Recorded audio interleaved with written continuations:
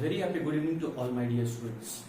तो students, last lecture में हम लोग आइसोमेरिज्म टॉपिक डिस्कस कर रहे थे और आइसोमेरिज्म कॉम्प्लेक्स सॉल्ट में मैंने आपको बताया था कि दो मिनिमम टू या more than two complex salt जिसका मॉलिक्यूलर फॉर्मूला सेम हो, सेंट्रल मेटल एटम सेम हो, ऑक्सीडेशन नंबर सेम हो, कोऑर्डिनेशन नंबर सेम हो, ये सारे जितने भी टर्म्स लिखे हुए हैं सारे का सारा आपका सेम होना चाहिए।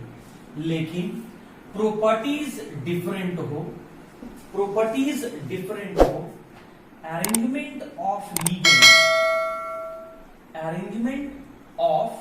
लीगेंड्स डिफरेंट हो या फिर स्ट्रक्चर डिफरेंट हो।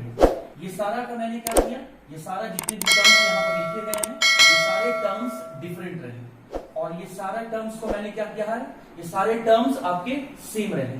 तो टू और more than two complex salt, दो या दो से ज्यादा कॉम्प्लेक्स सॉल्ट जिसमें molecular formula, central metal atom, oxidation number, coordination number same हो, लेकिन उन दोनों कॉम्प्लेक्स सॉल्ट का प्रॉपर्टीज डिफरेंट हो या फिर लीगेंड का अरेंजमेंट डिफरेंट हो या फिर उन दोनों का स्ट्रक्चर डिफरेंट हो, तो ऐसे दो कॉम्प्लेक्स सॉल्ट को हम आपस में एक दूसरे का आइसोमर्स कहते हैं। और ये आइसोमर्स बनाने के प्रोसेस या फेनोमेनन को हम लोग आइसोमेरिज्म कहते थे। मैंने आपको यह भी बताया था कि मॉलिक्यूलर फॉर्मूला इसलिए सेम होता है क्योंकि उस कॉम्प्लेक्स सॉल्ट में एटम, मॉलिक्यूल या आयंस सेम रहते हैं और प्रॉपर्टीज इसलिए डिफरेंट होता है क्योंकि उस कॉम्प्लेक्स सॉल्ट का या तो स्ट्रक्चर डिफरेंट होता है या फिर उसमें सेंट्रल मेटल एटम से जो लीगेंड अटैच रहते हैं वो लीगेंड का अरेंजमेंट डिफरेंट होता है। इस कारण से प्रॉपर्टीज डिफरेंट था। फिर हम लोगों ने आइसोमेरिज्म को क्लासिफाई किया on the basis of difference in structure या फिर on the basis of arrangement of ligands. अगर दो कॉम्प्लेक्स सॉल्ट का आपस में स्ट्रक्चर डिफरेंट था तो हम लोगों ने ऐसे आइसोमेरिज्म को स्ट्रक्चरल आइसोमेरिज्म कहे थे, और अगर सिर्फ लीगेंड्स का अरेंजमेंट डिफरेंट था तो ऐसे आइसोमेरिज्म को हम लोग स्टीरियो आइसोमेरिज्म कहे थे। स्ट्रक्चरल आइसोमेरिज्म में मैंने आपको दो अलग अलग आइसोमेरिज्म या आइसोमर्स डिस्कस किया था, जिसमें मैंने पहले आपको बताया था आयोनाइजेशन आइसोमेरिज्म और दूसरा था हाइड्रेशन आइसोमेरिज्म। आयोनाइजेशन आइसोमेरिज्म मैंने पहचानने का आपको तरीका बताया था स्टूडेंट कि स्क्वायर ब्रैकेट से बाहर लिखे गए स्पीसीज को देखिए, अगर वो कॉम्प्लेक्स सॉल्ट डिसोसिएट होके अलग अलग आयंस प्रोड्यूस कर रहा है तो वो एक दूसरे का आयोनाइजेशन आइसोमेरिज्म है। फिर मैंने आपको हाइड्रेशन आइसोमेरिज्म में बताया था कि स्क्वायर ब्रैकेट के अंदर वाटर मॉलिक्यूल, एक्वा मॉलिक्यूल को देखो या फिर उसी एक्वा मॉलिक्यूल को स्क्वायर ब्रैकेट के बाहर देखो। अगर दो कॉम्प्लेक्स सॉल्ट में एक्वा मॉलिक्यूल के नंबर में डिफरेंस आ रहा है और इस कारण से उनका प्रॉपर्टीज बदल रहा हो तो हम लोग ऐसे दो कॉम्प्लेक्स सॉल्ट को एक दूसरे का हाइड्रेशन आइसोमेरिज्म कह रहे थे। आज हम लोग 3 और डिफरेंट टाइप का आइसोमेरिज्म डिस्कस करेंगे, जिसमें हम लोग आज थर्ड में लिंकेज आइसोमेरिज्म डिस्कस करेंगे, फोर्थ में कोऑर्डिनेशन आइसोमेरिज्म डिस्कस करेंगे और फिफ्थ में हम लोग लीगेंड आइसोमेरिज्म डिस्कस करेंगे। तो आइए स्टूडेंट हम लोग स्टार्ट करते हैं नंबर थर्ड, क्योंकि आयोनाइजेशन और हाइड्रेशन मैंने बता दिया तो मेरे पास बचता है नंबर थर्ड स्ट्रक्चरल आइसोमेरिज्म, जिसका नाम है लिंकेज आइसोमेरिज्म। ये जो वर्ड आइसोमेरिज्म है ये तो आप समझ गए होंगे कि ये सारे प्रॉपर्टीज सेम होंगे और ये सारे प्रॉपर्टीज डिफरेंट होंगे। अब लिंकेज कहने का मतलब क्या होता है? जनरल वर्ड में अगर हम लिंक करना का बात करें स्टूडेंट तो जुड़ना, ऐड होना, कंबाइन होना, मतलब उसके किसी के साथ कंबाइन होने में डिफरेंस है, ऐड होने में डिफरेंस है। अभी तो लिंकेज का मतलब तो यही समझ में आ रहा है। इस लिंकेज आइसोमेरिज्म को समझने के लिए हम लोग सबसे पहले समझेंगे एम्बीडेंटेट लीगेंड क्या होता है। जैसे स्टूडेंट हम लोग पहले चार्ज के बेसिस पर neutral ligand, cationic ligand, anionic ligand पढ़े थे, तो वैसे ही हम लोग एक और डिफरेंट टाइप का लिगेंड है जिसे हम कहते हैं एम्बीडेंटेट लिगेंड। तो लिंकेज आइसोमेरिज्म होने के लिए एम्बीडेंटेट लिगेंड का होना जरूरी है। तो बात आया कि ये एम्बीडेंटेट लिगेंड क्या है। तो अगर हम लोग पहले तो अभी हम लोग एम्बीडेंटेट लिगेंड को डिस्कस कर लेते हैं, और जैसे ही हम लोग एम्बीडेंटेट लिगेंड को डिस्कस करेंगे हम लोग बड़े आसानी से लिंकेज आइसोमेरिज्म को समझ सकते हैं और क्वेश्चन को सॉल्व करते हैं। तो आइए सबसे पहले हम लोग डिस्कस करते हैं कि एम्बीडेंटेट लिगेंड क्या होता है या एम्बीडेंटेट लिगेंड का एग्जांपल्स। तो सबसे पहले हम लोग समझते हैं कि एम्बीडेंटेट लिगेंड क्या है। ये जो वर्ड स्टूडेंट आप देख रहे हैं यहाँ पर एम्बी, इस एम्बी का मतलब होता है मोर देन वन, एक से अधिक। और ये जो अगला वर्ड आपको लिखा हुआ है डेंटेट, डेंटेट का मतलब होता है डोनर एटम। मतलब इसका कहने का मतलब हुआ कि एक ऐसा स्पीसीज, स्पीसीज कहने का मतलब हो गया स्टूडेंट एटम, मॉलिक्यूल या आयंस। तो एटम, मॉलिक्यूल या आयंस ना बोल के मैं इन तीनों के लिए कंबाइंड फॉर्म में एक वर्ड यूज कर रहा हूं जिसको मैं स्पीसीज कह रहा हूं। तो ऐसे स्पीसीज जिसमें एक से ज्यादा डोनर एटम हो, लेकिन एक समय में कोई एक ही अपना lone pair central metal atom को डोनेट कर रहा हो। मैं फिर से बोल रहा हूं, ध्यान से सुनो। एक सिंगल ऐसा स्पीसीज जिसमें एक से ज्यादा डोनर एटम प्रेजेंट हो, इस एक स्पीसीज में एक से ज्यादा डोनर एटम प्रेजेंट हो, लेकिन इन दोनों में से कोई एक ही सेंट्रल मेटल एटम को अपना लोन पेयर डोनेट कर रहा हो, या सेंट्रल मेटल एटम से कोऑर्डिनेट बॉन्ड बना रहा हो, और फिर उसकी उन दोनों के कॉम्बिनेशन से कॉम्प्लेक्स सॉल्ट बन रहा हो। तो एक से ज्यादा डोनर एटम रखने वाला, लेकिन एक समय में कोई एक ही सेंट्रल मेटल एटम को, इन दोनों में से कोई एक ही सेंट्रल मेटल एटम को अपना लोन पेयर डोनेट कर रहा हो, या एक ही कोई कोऑर्डिनेट बॉन्ड बना रहा हो सेंट्रल मेटल एटम के साथ। तो ऐसे एक सिंगल स्पीसीज को हम लोग एम्बीडेंटेट लिगेंड कहते हैं। मतलब ऐसा लिगेंड जिसमें more than one donor atom present हो, उसे हम एम्बीडेंटेट लिगेंड कहेंगे। आइए इसे हम डिफरेंट एग्जांपल से समझते हैं स्टूडेंट। जैसे Cn- एंड Nc-। देखिए, ये जो नेगेटिव चार्ज है ये कार्बन के ऊपर है। हम लोग जानते हैं कि नाइट्रोजन के पास एक लोन पेयर होता है, और अगर कार्बन के ऊपर नेगेटिव चार्ज है तो एक नेगेटिव का मतलब होता है 2 इलेक्ट्रॉन। तो आप देख सकते हैं स्टूडेंट, इस स्पीसीज में, इस आयनिक स्पीसीज में कार्बन के पास भी एक लोन पेयर है और नाइट्रोजन के पास भी एक लोन पेयर है। मतलब एक सिंगल स्पीसीज में एक से ज्यादा डोनर एटम है, लेकिन इन दोनों में से कोई एक ही अपना lone pair central metal atom को दे रहा है कॉम्प्लेक्स सॉल्ट बनाने के लिए। इन दोनों में से कोई एक ही सेंट्रल मेटल एटम के साथ कोऑर्डिनेट बॉन्ड बना रहा है ताकि मिलकर कंबाइन होकर कॉम्प्लेक्स सॉल्ट बनाया जा सके। जैसे आप जानते हैं कि कार्बन और नाइट्रोजन में साइज जो है वो बड़ा कार्बन का है, इसीलिए नाइट्रोजन के कंपैरिजन में कार्बन का इलेक्ट्रॉन या लोन पेयर डोनेट करने का टेंडेंसी ज्यादा हो। तो इस स्पीसीज में कार्बन जो है वो अपना लोन पेयर डोनेट कर रहा है, या कार्बन जो है वो सेंट्रल मेटल के साथ कोऑर्डिनेट बॉन्ड बना रहा है। तो एक से ज्यादा डोनर एटम हो, लेकिन एक समय में कोई एक ही कोऑर्डिनेट बॉन्ड बना रहा है सेंट्रल मेटल एटम के साथ। एक समय में कोई एक ही, दोनों में से कोई एक ही अपना लोन पेयर दे रहा है सेंट्रल मेटल एटम को कॉम्प्लेक्स सॉल्ट बनाने के लिए। तो ऐसे स्पीसीज को हम लोग एम्बीडेंटेट लिगेंड कहते हैं।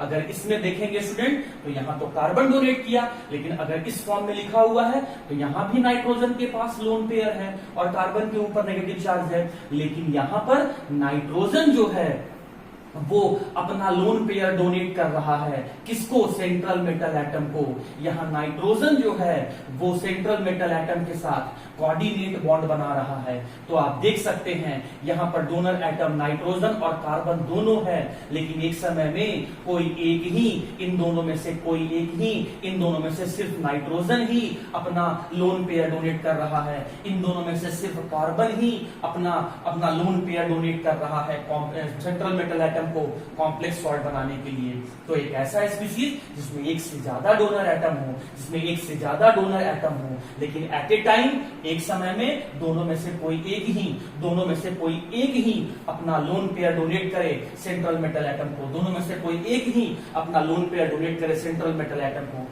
तो ऐसे स्पीशीज को ही, ऐसे लिगेंड को ही हम लोग एम्बीडेंटेट लिगेंड कहते हैं। और जो डोनेट कर रहा है उसे आपको उसके नाम में मार्क करना होगा। जैसे स्टूडेंट मैंने Cn-, जैसे अगर Cn- नॉर्मल फॉर्म में रहता तो इसका नाम तो हम लोग साइनाइड लिखते हैं, लेकिन जब ये Cn- लिगेंड की तरह बिहेव करने लगा तो E को हटाकर हम लोग O लिखते हैं, तो साइनाइडो हो गया। लेकिन साइनाइडो इज एन एम्बीडेंटेट लिगेंड। ये साइनाइडो में एक से ज्यादा डोनर एटम है और इस स्पीशीज में कार्बन डोनेट कर रहा है, इसीलिए इसका नाम हो जाएगा साइनाइडो C, और यहां पर इसका नाम हो जाएगा साइनाइडो N।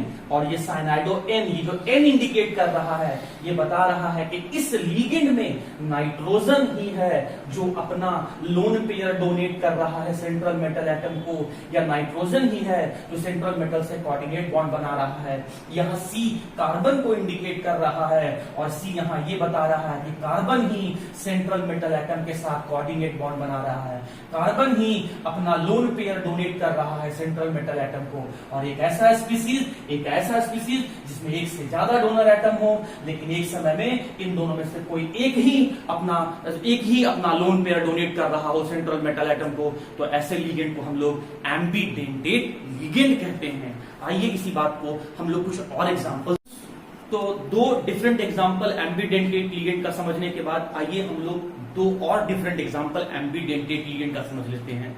आखिर ये बार बार मैं एम्बीडेंटेट लिगेंड को क्यों डिस्कस कर रहा हूं? क्योंकि लिंकेज आइसोमेरिज्म को अगर समझना है तो एम्बीडेंटेट लिगेंड को समझना होगा। इस एम्बीडेंटेट लिगेंड का एग्जांपल आपको याद रखना होगा। लिंकेज आइसोमेरिज्म पहचानने के लिए सीधा सा हिंट होता है to identify the ambidentate ligand, और वही एम्बीडेंटेट लिगेंड मैं आपको समझाने का कोशिश कर रहा हूं।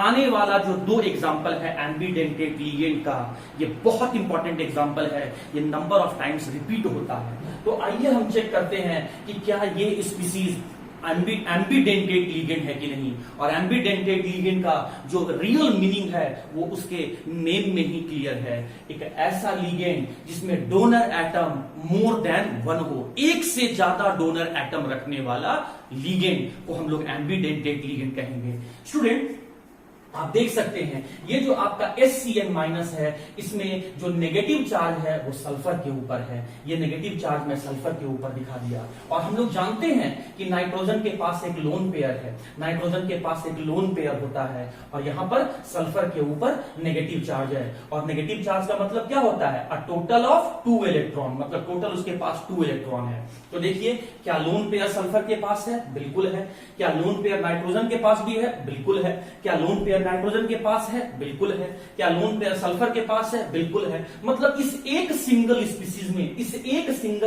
में सल्फर भी डोनर एटम है और नाइट्रोजन भी डोनर एटम है। इस एक सिंगल स्पीशीज में नाइट्रोजन भी डोनर एटम है और सल्फर भी डोनर एटम है। लेकिन इसमें आपका डोनर एटम कौन बना हुआ है? सल्फर बना हुआ है। इसमें डोनर एटम कौन बना हुआ है? इसमें आपका डोनर एटम जो है वो नाइट्रोजन बना हुआ है। मतलब यहां पर नाइट्रोजन जो है वो सेंट्रल मेटल एटम के साथ कोऑर्डिनेट बॉन्ड बनाया है, यहां सल्फर जो है वो सेंट्रल मेटल एटम के साथ कोऑर्डिनेट बॉन्ड बनाया है। तो एक ऐसा स्पीशीज जिसमें एक से ज्यादा डोनर एटम हो, लेकिन उन दोनों में से कोई एक ही सेंट्रल मेटल एटम के साथ कोऑर्डिनेट बॉन्ड बनाकर कॉम्प्लेक्स सॉल्ट बनाया हो, तो ऐसे स्पीशीज को हम लोग एम्बीडेंटेट लिगेंड कहते हैं। इसका भी नाम थायोसाइनाइटो है। इसका भी नाम स्टूडेंट थायोसाइनाइटो है। फिर डिफरेंस क्या है? डिफरेंस है इनके डोनर एटम में। यहां पर डोनर एटम सल्फर है, इसीलिए इसके नाम के पीछे थायोसाइनाइटो एस लिखा हुआ रहता है। यहां डोनर एटम नाइट्रोजन है, इसीलिए यहां थायोसाइनाइटो एन लिखा होता है। ये एस का मतलब है कि it is this name indicate एम्बीडेंटेड ligand, और उस एम्बीडेंटेड लिगेंड में डोनर एटम सल्फर है।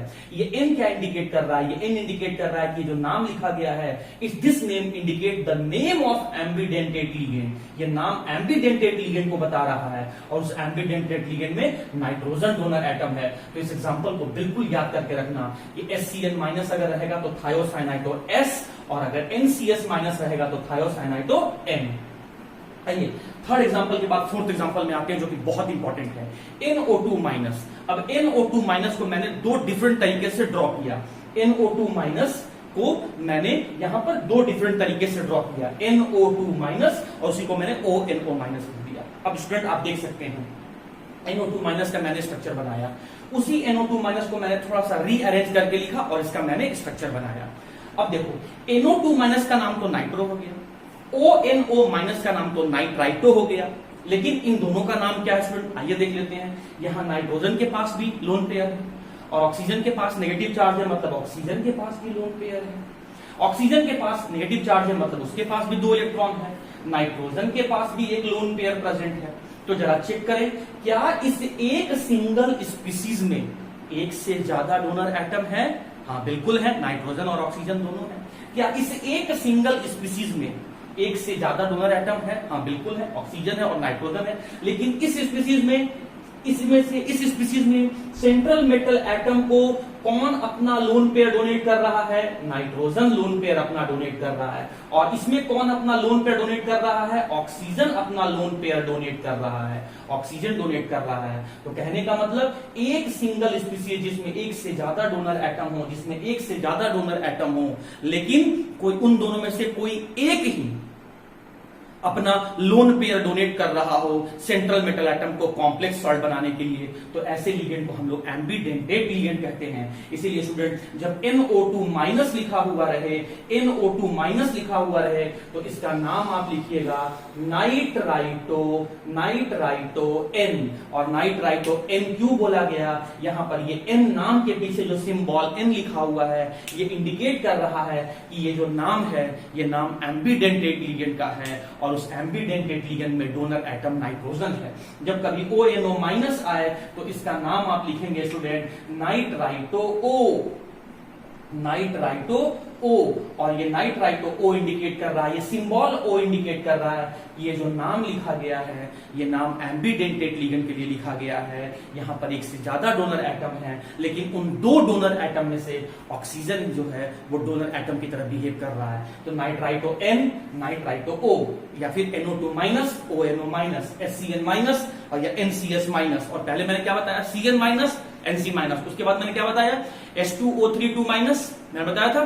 तो ले देखिए, मैंने आपको एम्बीडेंटेड लिगेंड का 4 एग्जांपल बताया, CN minus and NC minus, NO2 minus and ONO minus, SCN minus and NCS minus, H2O32 minus. तो ये जो 4 एग्जांपल हैं स्टूडेंट, ये 4 एग्जांपल हैं एम्बीडेंटेड लिगेंड का। और एम्बीडेंटेड लिगेंड जब कभी आ जाए, ये चारों को पहचानना होगा, ये चारों में से कोई एक भी आ रहा है मतलब एम्बीडेंटेड लिगेंड आ रहा है। और एम्बीडेंटेड लिगेंड का मतलब है, डेंटेड का मतलब डोनर एटम, और एम्बी का मतलब more than one donor atom. तो ऐसा लिगेंड जिसमें एक से ज्यादा डोनर एटम हो, लेकिन एक वक्त में, एक समय में, एक बार में कोई एक ही अपना लोन पेयर डोनेट कर रहा हो, इन दोनों में से कोई एक ही सेंट्रल मेटल एटम के साथ कोऑर्डिनेट बॉन्ड बना रहा हो, तो ऐसे लिगेंड को हम एम्बीडेंटेड लिगेंड कहते हैं। और लिंकेज आइसोमेरिज्म पहचानना है तो एम्बीडेंटेड लिगेंड का होना कंपलसरी है। जैसे आयोनाइजेशन आइसोमेरिज्म में स्क्वायर ब्रैकेट के बाहर लिखे गए स्पीसीज में डिफरेंस दिख रहा है, मतलब एक्वस सॉल्यूशन में डिसोसिएट होने के बाद अलग अलग आयन दे रहा है, तो वो आयोनाइजेशन आइसोमर्स था। उसी तरीके से अगर आपको एक्वा मॉलिक्यूल स्क्वायर ब्रैकेट के अंदर या बाहर एक्वा मॉलिक्यूल में डिफरेंस दिख रहा है तो हाइड्रेशन आइसोमेरिज्म था। उसी तरीके से अगर दो कॉम्प्लेक्स सॉल्ट में आपको एम्बीडेंटेड लिगेंड दिख जाए तो ऐसे एम्बीडेंटेड लिगेंड रखने वाले कॉम्प्लेक्स सॉल्ट को हम लोग लिंकेज आइसोमर्स कहेंगे। आइए हम लोग लिंकेज एम्बीडेंटेड लिगेंड समझने के बाद अब हम लोग linkage isomers. Okay okay students, तो अब हम लोग आते हैं अपने main topic linkage isomers. Linkage का मतलब डिफरेंस इन द लिंकेज। कैसे पहचानेंगे कि लिंकेज आइसोमेरिज्म है? अब आया आपके क्वेश्चन का पॉइंट, जब समझने वाली बात, कंसेप्चुअल पॉइंट। लिंकेज आइसोमेरिज्म कैसे पहचानोगे? अगर दिए गए कॉम्प्लेक्स सॉल्ट में, मैं हिंट बता रहा हूं स्टूडेंट समझना, अगर दिए गए कॉम्प्लेक्स सॉल्ट में एम्बीडेंटेट लिगेंड अगर है तो आप कहेंगे कि हाँ वो दोनों आइसोमर्स एग्जाम्पल हो सकता है लिंकेज आइसोमर्स का, Cn माइनस और Nc minus, NO2 minus and ONO minus, SCN minus and NCS minus. These are the example of ambidentate ligand. जैसे आप यहां पर दो स्ट्रक्चर दिया हुआ है, दो कॉम्प्लेक्स सॉल्ट दिया हुआ है, उसमें सेंट्रल मेटल एटम कौन है? कोबाल्ट है। इसमें भी सेंट्रल मेटल एटम कौन है? कोबाल्ट है। ये एरो क्या इंडिकेट कर रहा है? कोऑर्डिनेट बॉन्ड को। और ये सराउंडिंग, इस सेंट्रल मेटल एटम के जो सराउंडिंग स्पीसीज हैं, मॉलिक्यूल है, ये किसको इंडिकेट कर रहा है? लिगेंड को। देखो ये amine amine amine amine amine, और ये रहा आपका नाइट्राइटो O। और यहां पर देखिए, यहां पर ये भी सेंट्रल मेटल एटम कोबाल्ट है। ये यहां जो आपका एरो दिख रहा है ये कोऑर्डिनेट बॉन्ड को बता रहा है, और जो इस सेंट्रल मेटल एटम के सराउंडिंग में जो स्पीसीज लिखे गए हैं वो लिगेंड है, amine amine amine amine amine, और ये है नाइट्राइटो N, नाइट्राइटो N, और ये नाइट्राइटो O। तो जरा चेक करो, हमें पूछा गया है कि क्या ये दोनों एक दूसरे का लिंकेज आइसोमर्स है कि नहीं। तो पहले चेक करो क्या इसमें एम्बीडेंटेट लिगेंड प्रेजेंट है। हाँ बिल्कुल एम्बीडेंटेट लिगेंड प्रेजेंट है। तो अब सुनो, लिंकेज आइसोमेरिज्म पहचानने का तरीका तो मैंने आपको बता दिया। एम्बीडेंटेट लिगेंड अगर प्रेजेंट है और उस कारण से प्रॉपर्टीज बदलने लगा तो हम कहेंगे कि वो दोनों जो है वो लिंकेज आइसोमेरिज्म का एग्जांपल है, लिंकेज आइसोमर्स है या लिंकेज आइसोमेरिज्म का एग्जांपल है। तो जब एम्बीडेंटेट लिगेंड में यहां पर इस एम्बीडेंटेट लिगेंड में सेंट्रल मेटल एटम के साथ कौन जुड़ रहा है? ऑक्सीजन। इस एम्बीडेंटेट लिगेंड में सेंट्रल मेटल एटम के साथ कौन कंबाइन कर रहा है, या सेंट्रल मेटल एटम के साथ कौन कोऑर्डिनेट बॉन्ड बना रहा है, या सेंट्रल मेटल एटम को कौन अपना लोन पेयर डोनेट कर रहा है? Nitrogen.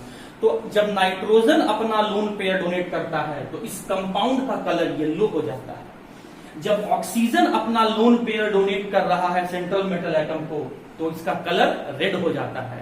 And colour is an physical property, colour भी एक फिजिकल प्रॉपर्टी है।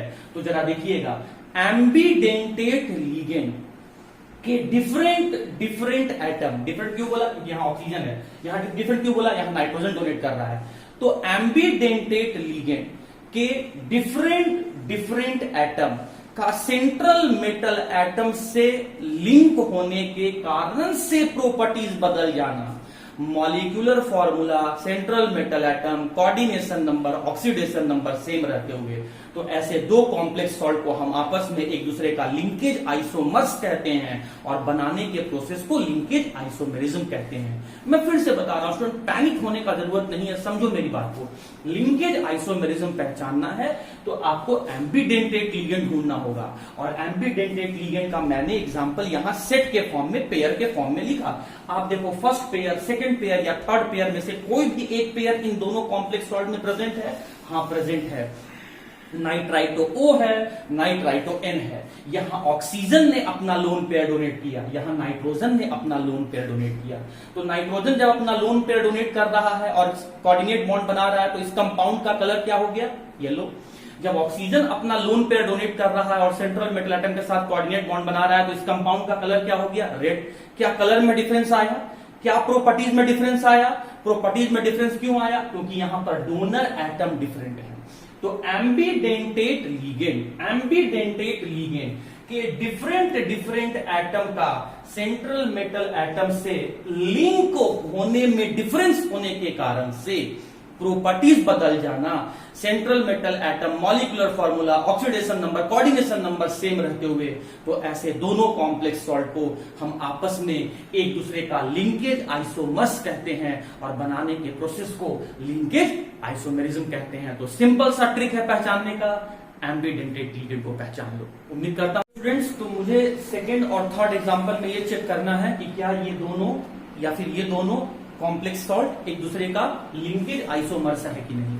और लिंकेज आइसोमर्स पहचानने का, आइडेंटिफाई करने का मैंने आपको तरीका क्या बताया, just identify the ambidentate ligand, the presence of ambidentate ligand. आप चेक कर लो कि एम्बीडेंटेट लिगेंड प्रेजेंट है कि नहीं, और उसका मैंने 3 सेट एग्जांपल भी मैंने आपको यहां पर लिख के दिया है। अब जरा चेक करते हैं, देखिए आप यहाँ पे central metal atom chromium, chromium central metal same है, 5 एक्वा है, 5 एक्वा यहां पे है, थायोसाइनाइटो S और थायोसाइनाइटो N, मतलब यहां पर इन दोनों में स्पीसीज, सारे स्पीसीज सेम है, मतलब मॉलिक्यूलर फॉर्मूला सेम है, सेंट्रल मेटल एटम सेम है, 5 और 1 6, 5 और 1 6, कोऑर्डिनेशन नंबर भी सेम है, और ऑक्सीडेशन नंबर स्टूडेंट यहां पर 3, ऑक्सीडेशन नंबर यहां पर 3, मतलब molecular formula, coordination number, oxidation number, central metal atom दोनों में सेम है। अब जरा आप यहां पर देखो, मुझे पूछा गया है क्वेश्चन में कि क्या ये दोनों एक दूसरे का लिंकेज आइसोमर्स है क्या, जरा चेक करें। SCN और NCS, क्या ये दोनों एक दूसरे, ये दोनों एम्बीडेंटेट लिगेंड है? बिल्कुल है। तो और एम्बीडेंटेट लिगेंड में, इस एम्बीडेंटेट लिगेंड में डोनर एटम कौन है? सल्फर है। यहां डोनर एटम कौन है? नाइट्रोजन है। तो एम्बीडेंटेट लिगेंड के डिफरेंट एटम का, एम्बीडेंटेट लिगेंड में डिफरेंट एटम, डिफरेंट क्यों बोल रहा हूं? क्योंकि यहां पर डोनर सल्फर है, यहां पर डोनर नाइट्रोजन है। तो एम्बीडेंटेट लिगेंड का, एम्बीडेंटेट लिगेंड के डिफरेंट एटम का सेंट्रल मेटल एटम से लिंक होने के कारण से प्रॉपर्टीज बदल जाना, तो ऐसे आइसोमर्स को हम लोग लिंकेज आइसोमर्स कहते हैं, और बनाने के प्रोसेस को लिंकेज आइसोमेरिज्म कहते हैं। सीधा सा तरीका क्या है student? Just indicate the presence of ambidentate ligand. हाँ जी, तो इसका फिर नाम क्या हो जाएगा? Penta aqua thiocyanato S chromium, chromium 3 ion, इसका नाम क्या हो जाएगा? Penta aqua thiocyanato N chromium 3 ion. ठीक है, अब यहां आइए स्टूडेंट, तो यहां पर चेक करते हैं, सीधा सा मैंने तरीका आपको क्या बताया, एम्बीडेंटेट लिगेंड को पहचानो। यहां पर सेंट्रल मेटल कौन है? कोबाल्ट। अब चलो लिगेंड चेक करते हैं, अमाइन, ये तो एम्बीडेंटेट लिगेंड नहीं है। Nitrito N, nitrito N ambidentate ligand है, और ये क्या है? Pyridine, pyridine. यहां चेक करो, सेंट्रल मेटल कौन है? कोबाल्ट, लिगेंड कौन है? अमाइन, उसके आगे लिगेंड क्या है? Nitrito O, pyridine. तो क्या इन दोनों में एम्बीडेंटेट लिगेंड प्रेजेंट है? बिल्कुल प्रेजेंट है। और एम्बीडेंटेट लिगेंड में जरा चेक करो, यहां डोनर एटम कौन है? नाइट्रोजन है। यहां डोनर एटम कौन है? ऑक्सीजन है। तो क्या इन दोनों में एम्बीडेंटेट लिगेंड के डिफरेंट एटम सेंट्रल मेटल से लिंक है? तो एम्बीडेंटेट लिगेंड का, एम्बीडेंटेट लिगेंड में डिफरेंट एटम का सेंट्रल मेटल एटम से लिंक होने के कारण से प्रॉपर्टीज बदल जाना, तो ऐसे आइसोमर्स को हम लोग लिंकेज आइसोमर्स कहते हैं, और बनाने के प्रोसेस को लिंकेज आइसोमेरिज्म कहते हैं। NH3 amine, NO2 nitrito N, PY pyridine, और NO3 के लिए बाहर क्या लिखोगे आप? नाइट्रेट। तो उम्मीद करता हूं इसका नाम आप लिख सकते हो। तो ये नेम लिख के, अब मैं होमवर्क दे रहा हूं, ये नेम लिख के मुझे बताना। अच्छा, ये CO क्या है? Cobalt, NH3 amine, ONO nitrito O, PY pyridine. ठीक है, और इसका नाम नाइट्रेट। तो उम्मीद करता हूं स्टूडेंट इन दोनों का नाम आप लिख के बताइएगा, और होमवर्क में आप लिख के बताइएगा, मुझे आप सेंड कर सकते हैं व्हाट्सएप पे। लेकिन मैंने आपको बताया है कि एम्बीडेंटेट लिगेंड अगर प्रेजेंट है तो आप इंडिकेट कर सकते हैं, आप पहचान सकते हैं कि ये दोनों एक दूसरे का लिंकेज आइसोमर्स है। तो स्टूडेंट उम्मीद करता हूं लिंकेज आइसोमर्स भी आपको। ओके स्टूडेंट्स, तो फोर्थ आइसोमेरिज्म हम लोग आ रहे हैं कोऑर्डिनेशन आइसोमेरिज्म। इसका 2 एग्जांपल मैं यहां पर लिखा हूं, और एग्जांपल से आप पहचान सकते हैं। देखिए, कोऑर्डिनेशन आइसोमेरिज्म पहचानने का क्या तरीका है? कैटायन और अनायन दोनों पार्ट आपका कॉम्प्लेक्स हो, मतलब कैटायन और अनायन दोनों पार्ट आपका स्क्वायर ब्रैकेट में लिखा हुआ हो। एक मॉलिक्यूल में 2 पार्ट होते हैं, एक कैटायन और एक अनायन। अब तक आपने जितना भी एग्जांपल डिस्कस किया उसमें आप एक ही स्क्वायर ब्रैकेट देख रहे होंगे। कहने का मतलब या तो कैटायन वाला पार्ट में स्क्वायर ब्रैकेट था, या फिर अनायन वाले पार्ट में स्क्वायर ब्रैकेट था। मतलब या तो कैटायन वाला पार्ट आपका कॉम्प्लेक्स था, या तो अनायन वाला पार्ट आपका कॉम्प्लेक्स था। लेकिन कोऑर्डिनेशन आइसोमेरिज्म को आइडेंटिफाई करने का तरीका है कि उसके कैटायन और अनायन दोनों ही पार्ट कॉम्प्लेक्स होंगे, साथ ही साथ उस कैटायन और अनायन में जो लिगेंड प्रेजेंट है सेंट्रल मेटल एटम के साथ, उसमें लिगेंड का एक्सचेंज हो जाएगा, लिगेंड का एक्सचेंज हो जाएगा। मैं फिर से बोल रहा हूं, कैटायन और अनायन दोनों ही पार्ट कॉम्प्लेक्स होंगे और इस कैटायन और अनायन में जो भी लिगेंड प्रेजेंट है उन लिगेंड्स का एक्सचेंज हो जाएगा।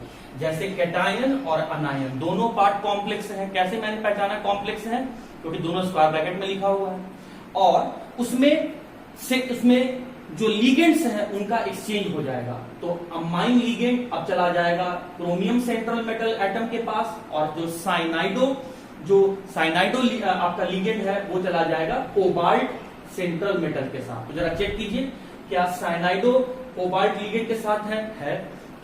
क्या अमाइन क्रोमियम के साथ है? तो इन दोनों में आप देख रहे हैं कि ये दोनों में लिगेंड का एक्सचेंज हो रहा है और एक्सचेंज होके इस तरीके का कंपाउंड बन रहा है। तो जब कैटायन और अनायन दोनों ही पार्ट कॉम्प्लेक्स हो और उसमें लिगेंड का एक्सचेंज होने के कारण से प्रॉपर्टीज बदल जाए, तो ऐसे कंपाउंड को हम आपस में एक दूसरे का कोऑर्डिनेशन आइसोमर्स कहते हैं, और बनाने के प्रोसेस या फेनोमेनन को कोऑर्डिनेशन आइसोमेरिज्म कहते हैं। आइए एक और एग्जांपल से हम लोग यहां समझते हैं। ये एग्जांपल आपको कहा गया कि आप बताएं कि ये जो एग्जांपल दिया हुआ है, क्या ये दोनों एग्जांपल कोऑर्डिनेशन आइसोमेरिज्म का एग्जांपल है कि नहीं। तो पहले आप क्या चेक करेंगे, दो कंडीशन मैंने बताया था कि कैटायन और अनायन दोनों पार्ट कॉम्प्लेक्स होना चाहिए और उस कैटायन और अनायन में लिगेंड्स का एक्सचेंज होना चाहिए। तो जरा देखिए, क्या कैटायन और अनायन दोनों पार्ट कॉम्प्लेक्स है स्क्वायर ब्रैकेट में लिखा हुआ है। अभी कॉपर के साथ लिगेंड क्या अटैच है, अमाइन, और प्लैटिनम के साथ लिगेंड क्या अटैच है, क्लोरीन। तो अब लिगेंड का एक्सचेंज होगा तो ये अमाइन लिगेंड किसके साथ जाके जुड़ेगा, प्लैटिनम के साथ, और ये आपका क्लोराइडो लिगेंड किसके साथ जाके जुड़ेगा, कॉपर के साथ। अगर ऐसा होता हुआ इस स्ट्रक्चर में दिखता है तो हम लोग कह सकते हैं कि first and second structure are coordination isomers of each other. चलो चेक करते हैं कि क्या कॉपर के साथ क्लोराइडो लिगेंड है, क्या प्लैटिनम के साथ अमाइन लिगेंड है, तो बिल्कुल है, दोनों पार्ट कॉम्प्लेक्स है और इसमें लिगेंड का एक्सचेंज हो रहा हो और इस लिगेंड के एक्सचेंज होने के कारण से प्रॉपर्टीज बदल जाता हो। तो ऐसे कॉम्प्लेक्स को हम आपस में एक दूसरे का कोऑर्डिनेशन आइसोमर्स कहेंगे और बनाने के प्रोसेस को कोऑर्डिनेशन आइसोमेरिज्म कहेंगे। तो स्टूडेंट, अब हम लोग इसी बात को एक और एग्जांपल से ओके स्टूडेंट्स, तो यहां जो दो एग्जांपल फर्स्ट एंड सेकंड दिए हुए हैं, हमें पता करना है कि क्या ये दोनों कोऑर्डिनेशन आइसोमर्स है कि नहीं। मैंने दो कंडीशन बताया था। पहला कंडीशन क्या कि कैटायन और अनायन दोनों ही पार्ट कॉम्प्लेक्स हो। देख सकते हैं कैटायन और अनायन दोनों ही पार्ट कॉम्प्लेक्स हो और उनमें क्या हो, लिगेंड्स का एक्सचेंज हो। तो यहां सेंट्रल मेटल एटम कौन है, कोबाल्ट है, और कोबाल्ट के साथ लिगेंड कौन सा अटैच है, अमाइन है। यहां सेंट्रल मेटल एटम कौन है, क्रोमियम है, और इसके साथ लिगेंड क्या अटैच है, ऑक्सलेटो। अगर इस एग्जांपल में, सेकंड वाले एग्जांपल में ऑक्सलेटो लिगेंड कोबाल्ट के साथ जाके अटैच हो जाता है और अमाइन लिगेंड क्रोमियम के साथ जाके अटैच हो जाता है, तो हम कह सकते हैं कि जो सेकंड एग्जांपल है ये फर्स्ट एग्जांपल के साथ कोऑर्डिनेशन आइसोमर्स है। चलिए देखिए, क्या ऑक्सलेटो लिगेंड जो है वो कोबाल्ट के साथ है, बिल्कुल है। क्या ये अमाइन लिगेंड क्रोमियम के साथ है, बिल्कुल है। तो आप देख सकते हैं कि कैटायन और अनायन दोनों ही पार्ट कॉम्प्लेक्स है और उन दोनों में लिगेंड्स का एक्सचेंज हो रहा है। तो ऐसे आइसोमर्स को हम लोग कोऑर्डिनेशन आइसोमर्स कहते हैं।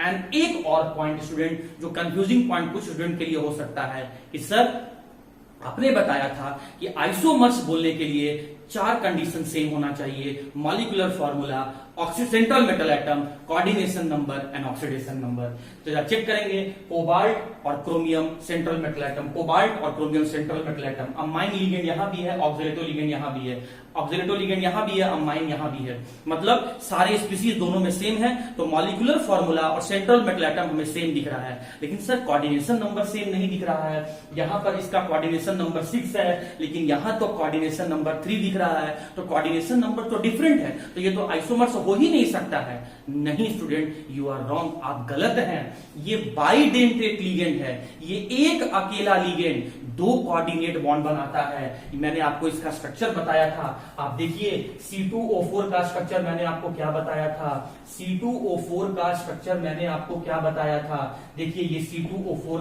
माइनस C2O4 माइनस का स्ट्रक्चर है। ये एक अकेला मॉलिक्यूल इस नेगेटिव चार्ज के कारण से और इस नेगेटिव चार्ज के कारण से सेंट्रल मेटल एटम के साथ दो कोऑर्डिनेट बॉन्ड का फॉर्मेशन करता है। ये भी ऑक्सीजन सेंट्रल मेटल एटम को अपना लोन पेयर डोनेट करता है और ये भी ऑक्सीजन सेंट्रल मेटल एटम को अपना लोन पेयर डोनेट करता है। तो ये एक अकेला मॉलिक्यूल दो कोऑर्डिनेट बॉन्ड बनाता है, ये एक अकेला मॉलिक्यूल दो कोऑर्डिनेट बॉन्ड बनाता है। तो एक मॉलिक्यूल दो कोऑर्डिनेट बॉन्ड, तो तीन मॉलिक्यूल 6 कोऑर्डिनेट बॉन्ड बनाएगा और 6 कोऑर्डिनेट बॉन्ड बनाएगा स्टूडेंट। तो यहां पर कोऑर्डिनेशन नंबर सेम है, ये बाइडेंटेट लीगेंड है, ये एक मॉलिक्यूल दो कोऑर्डिनेट बॉन्ड बनाता है। तो 2 × 3 6, तो कोऑर्डिनेशन नंबर दोनों का सेम हो। तो पहचानने का मैंने आपको तरीका क्या बताया कि दोनों कैटायन और अनायन पार्ट कॉम्प्लेक्स हो और उसमें लीगेंड का एक्सचेंज हो जाता हो, और इस लीगेंड के एक्सचेंज होने के कारण से इन दोनों का प्रॉपर्टीज चेंज कर जाता हो। शर्त है, टर्म्स कंडीशन है यहां पर लगा हुआ कि molecular formula central metal atom coordination number oxidation number same हो, तो इन दोनों कॉम्प्लेक्स सॉल्ट को हम आपस में एक दूसरे का कोऑर्डिनेशन आइसोमर्स कहते हैं, और उस फेनोमेनन बनाने के प्रोसेस को हम लोग कोऑर्डिनेशन।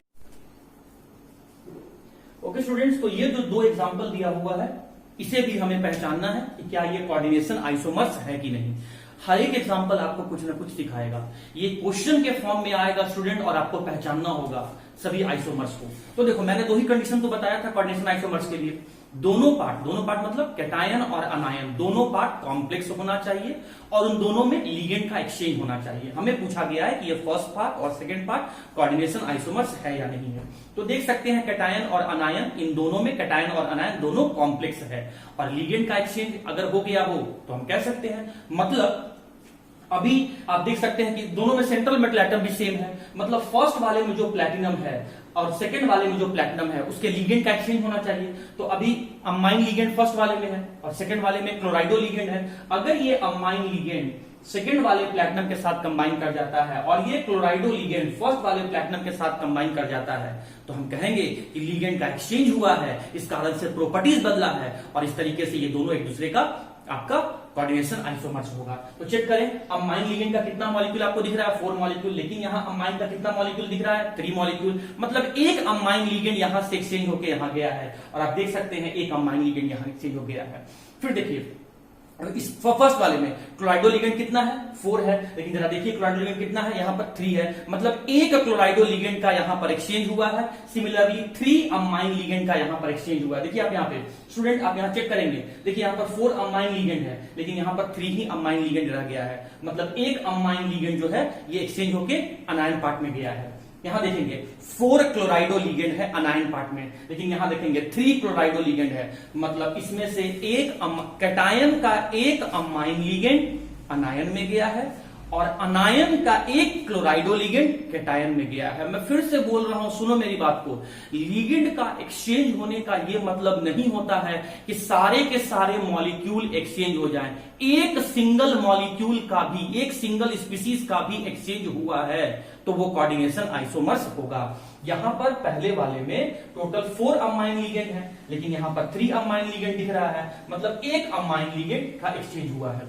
यहां पर 4 क्लोराइडो लिगेंड दिख रहा है, लेकिन यहां 3 क्लोराइडो लिगेंड ही दिख रहा है, मतलब एक क्लोराइडो लिगेंड का यहां पर एक्सचेंज हुआ है। तो देख सकते हैं कि कैटायन और अनायन दोनों ही पार्ट कॉम्प्लेक्स हैं, कैटायन और अनायन दोनों ही पार्ट कॉम्प्लेक्स हैं, और लिगेंड का एक्सचेंज उस कैटायन और अनायन कॉम्प्लेक्स के बीच में हुआ है। तो ऐसे आइसोमर्स को हम लोग कोऑर्डिनेशन आइसोमर्स कहेंगे, और इनके बनाने के फेनोमेनल, एक्सचेंज से बनाने के फेनोमेनल प्रोसेस को हम लोग कोऑर्डिनेशन आइसोमेरिज्म कहेंगे। इस एक्सचेंज के कारण से ही स्टूडेंट प्रॉपर्टीज बदल जाता है, molecular formula, coordination number, central metal atom, oxidation number same रहते हुए, तो दोनों को हम लोग कोऑर्डिनेशन आइसोमर्स।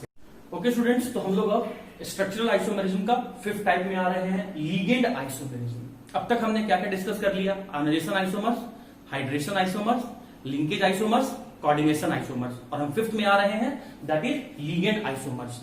तो लीगेंड आइसोमर्स कैसे पहचानेंगे स्टूडेंट, ऑर्गेनिक लीगेंड होना चाहिए, सुन लीजिए मेरी बात को, ऑर्गेनिक लिगेंड होना चाहिए और उस ऑर्गेनिक लिगेंड का स्ट्रक्चर जो है वो डिफरेंट होना चाहिए और इस स्ट्रक्चर डिफरेंट होने के कारण से प्रॉपर्टीज बदल जाएगा। आप कैसे पहचानेंगे कि ऑर्गेनिक लिगेंड है?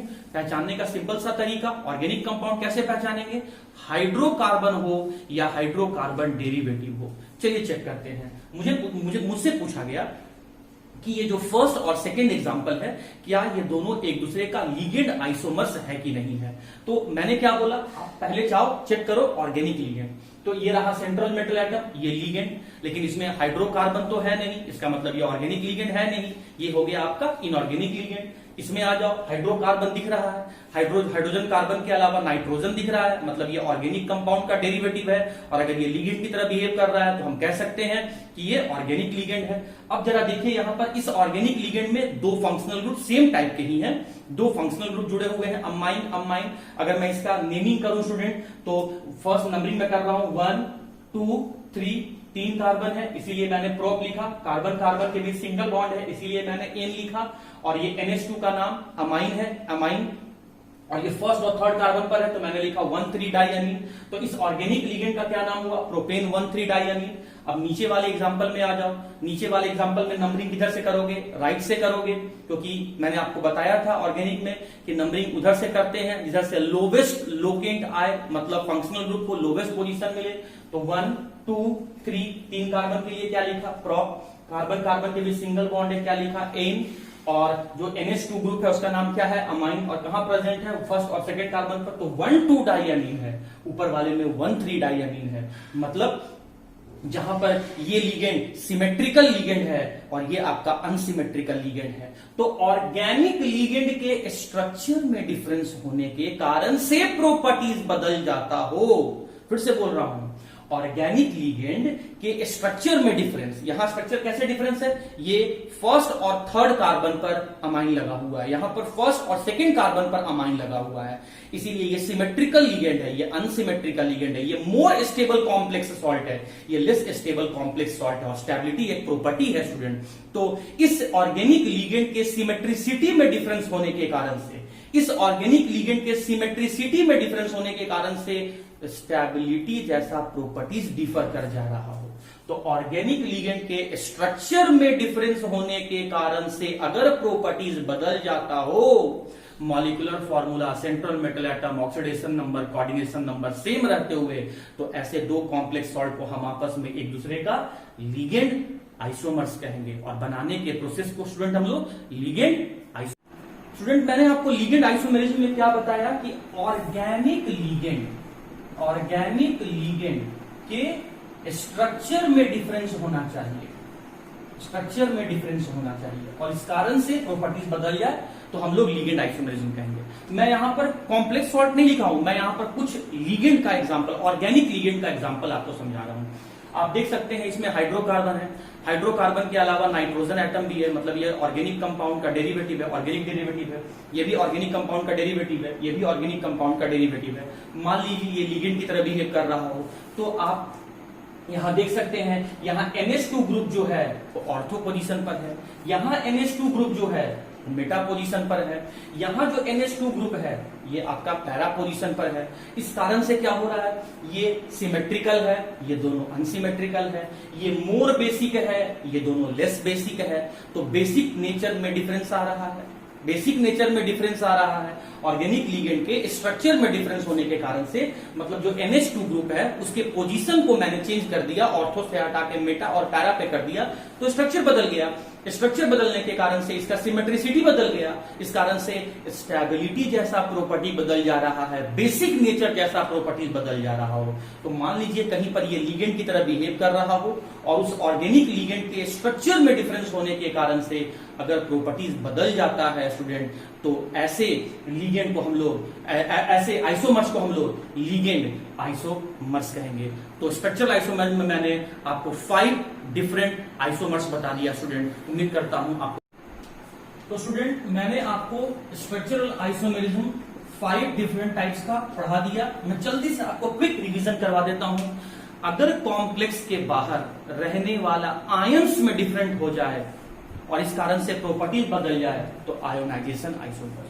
स्क्वायर ब्रैकेट के अंदर या स्क्वायर ब्रैकेट के बाहर एक्वा मॉलिक्यूल H2O मॉलिक्यूल में डिफरेंस आ जाए, हाइड्रेशन आइसोमर्स।